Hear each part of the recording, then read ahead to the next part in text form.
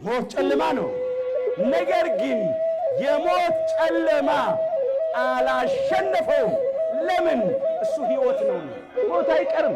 ሰው በረሃብ ይሞታል፣ በበሽታ ይሞታል፣ በመኪና አደጋ ይሞታል፣ በጦርነት በሰዎች ይሞታል፣ እንቅፋት ሞት ይሞታለን፣ ምራቃችን ትን ብሎ እንሞታለን። ከመጣ አይቀርም። ግን ሃይማኖትን አጽንቶ ምግባርን አጽንቶ እንስሳ የሚገባ ፍሬ አፍርቶ የአምላክን ቅዱስ ሥጋና ክብር ደም ተቀብሎ ተዘጋጅቶ መሞት ደግሞ መታደል ነው። ሞት ረፍት ነው። ሥጋችንን ነው የሚገድሉት፣ ነፍሳችንን የት ያገኛል? ሥጋችሁን የሚገድሉትን አትፍሩ ይላል። ነፍሳችሁን መግደል የማቴዎስ ወንጌል ምዕራፍ 10 ቁጥር 28። ዛሬ አሁን የሰማሁት ነው። መምህር ዘላለም ወንድሙ ወልደ ሰማዕት አርፈዋልና ያው እንደምታውቁ በጣም ወደ 25-30 ዓመት ሲያስተምር በትምህርቱም በሕይወቱም ነውር ያልተገኘበት ወንድማችን ነውና ብዙ ሰው ከዚህ ቤተክርስቲያን ውስጥ እየኖረ ወጥቷልና ሳይጠፋ ሳይለወጥ ያስተማረ መምህራችን ነው። አንደበቱም ሳይለወጥ ሃይማኖቱ ሳይለወጥ በሕይወቱ ነውር ሳይገኝበት አበል ሳይቀበል በራሱ ጥቂት እየቆረጠ በገንዘቡ የሚያስተምር መምህር ነበር። እሱ አርፏል። ነፍሱን በአጸደ ገነት ያኑርልን፣ መምህራንን ደግሞ ይተካልን። እግዚአብሔር ሰላም እንዳዋለን ሰላም ያስመሸን።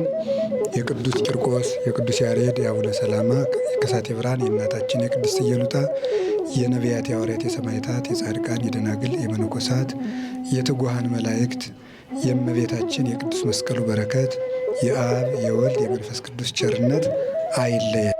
ወዳይ ዘመዶቼ አታልቅሱ በቃኝ፣ አታልቅሱ በቃኝ፣ ሞቼ ስለማልቀር ትንሣኤው ስላለኝ በተስፋይቷ ቤት ስለምንገናኝ ወዳጅ ዘመዶቼ አታልቅስ። ትናንትና ደውሎልኝ ዛሬ ሞተ ትለኛለህ እንዴ? መጫወቻ ነው ያንተ ስትቀልድብኝ ነው። እኔ አላምንህም። ገዳመድ የለም ደሞዝ የለም ልጄ አንጀት ራሱ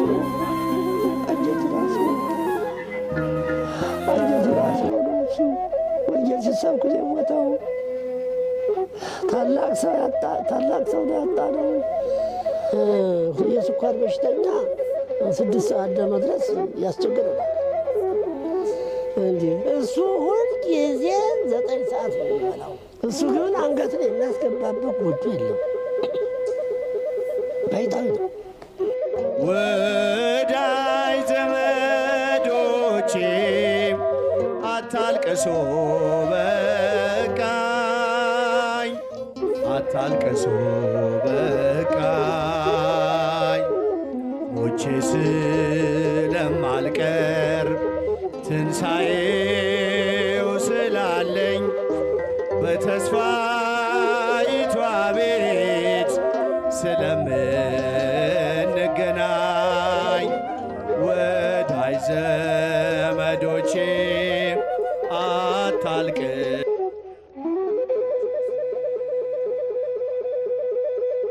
ወጥቷለሁ ልጄን የምወደው ልጄን አጥቻለሁ። እግዚአብሔር ያጽናህ የምባል እኔ ነኝ።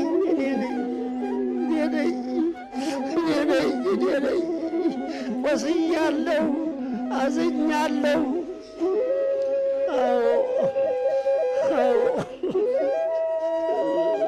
ታላቅ ሰው ነው ያጣነው። ታላቅ መምህር ነው ያጣችው ቤተ ክርስቲያናችን። ሰው ይተካልን።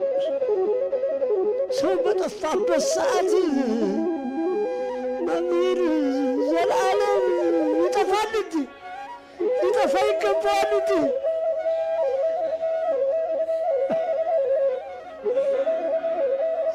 ቅስፈት ሰውሮታል እኮ ልጄ፣ ቅስፈት ሰውሮታል እኮ ልጄ።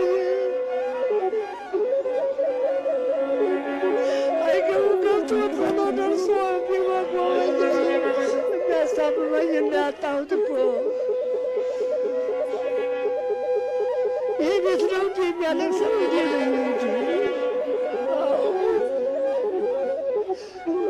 ልጆቼ እባካችሁ ያ ቅድም ተነግሯል። የአሕዛብ ለቅሶ አይደለም የምናለቅሰው፣ ጉዳያችን ቀረብን ነው።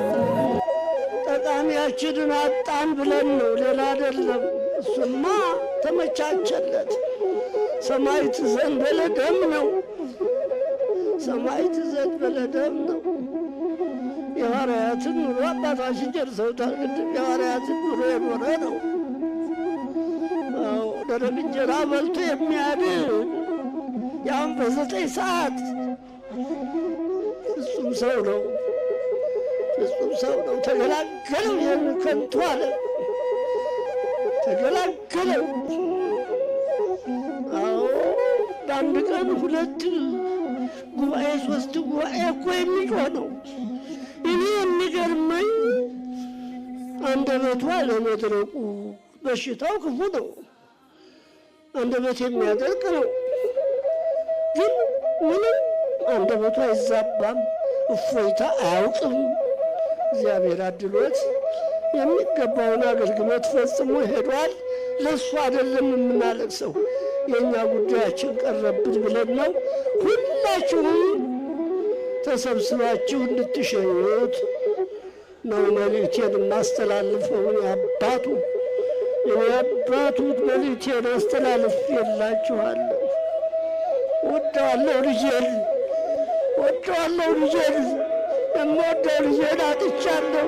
እግዚአብሔር ያጽናህ የምባል እኔ ነኝ።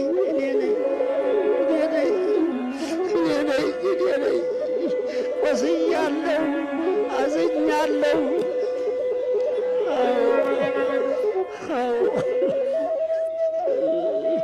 እናታችንን የሰውና ባባ አይደለም ልጆች አሉት። እሷም እኮ እነሱን ይባርክልዎት፣ የቀሩትን ይባርክልዎት። እኔ ግን የቅርቡ ልጄ ነበረ አጣሁት። ረዳቴ እሱ ስለነበረ ራሴ ነው የማለቅሰው። ምን ፍጻሜ ምን ይሆን? ስንቱን አየሁት፣ ስንቱን ጨለሁት። አይድረስ ነው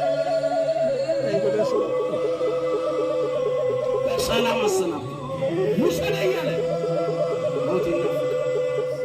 በተለይ በዚህ ዘመን ያለነው መጨረሻ ዘመን አለ። ትንቢት የሚፈጸምበት ዘመን፣ ምሳሌ የሚደርስበት ዘመን። ዓይኖቻችን ክፉ ነው ያዩት፣ ጆሮቻችን አስጨናቂ ነገር ነው የሚሰሙት።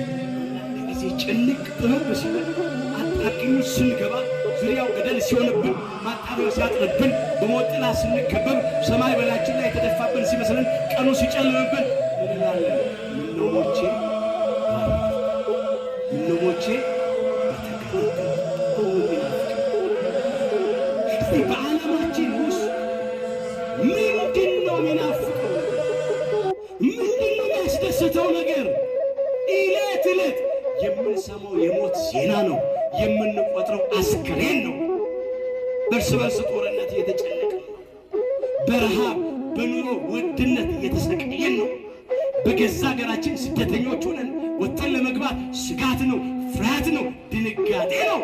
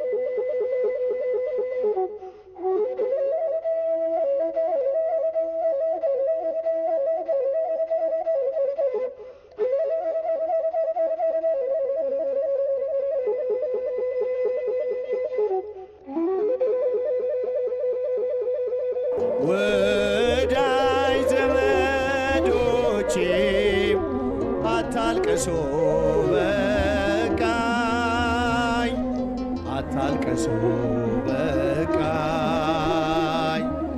ሞቼ ስለማልቀር ትንሣኤው ስላለኝ በተስፋይቷ ቤት ስለምንገናኝ ወዳጅ ዘመዶቼ ወዳጅ ዘመዶቼ አታልቅሱ በቃኝ አታልቅሱ በቃኝ ሞቼ ስለማልቀር ትንሣኤው ስላለኝ በተስፋይቷ ቤት ስለምንገናኝ ወዳጅ ዘመዶቼ